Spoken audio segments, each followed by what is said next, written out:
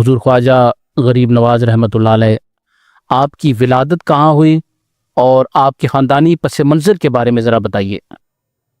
حضرت خواجہ غریب نواز آپ سیستان میں، جو ایران کے نواح میں ایک علاقہ ہے، وہاں پہ آپ کی ولادت ہوئی 1142 عیسوی میں۔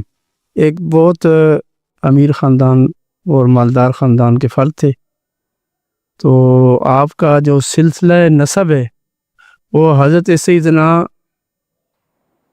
امام حسین رضی اللہ تعالیٰ عنہ سے 12 واسطوں سے ملتا ہے۔ ماشاءاللہ، سبحان اللہ، آپ حسنی حسینی نجیب الطرفین صحیح النسب سید ہیں۔ سبحان اللہ۔ اور آپ کے جو ابتدائی تعلیم تھی، آپ نے 9 سال کی عمر میں قرآن کریم حفظ کر لیا تھا۔ ماشاءاللہ ماشاءاللہ۔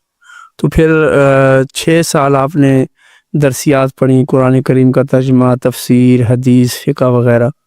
اور پھر جب آپ کی عمر مبارک 15 سال ہوئی تو آپ کے والد گرامی کا وصال ہو گیا۔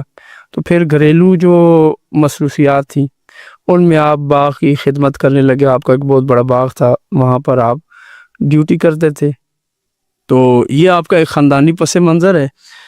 تو اس پس منظر میں جب آپ خاندانی روایات کے مطابق اپنے مال کی دیکھ بھال کر رہے تھے، باغ میں تھے، تو حضرت خواجہ ابراہیم قندوزی آپ گزرے۔ تو آپ نے انہیں کچھ چیز لقمہ جو ہے ایک عنایت فرمایا۔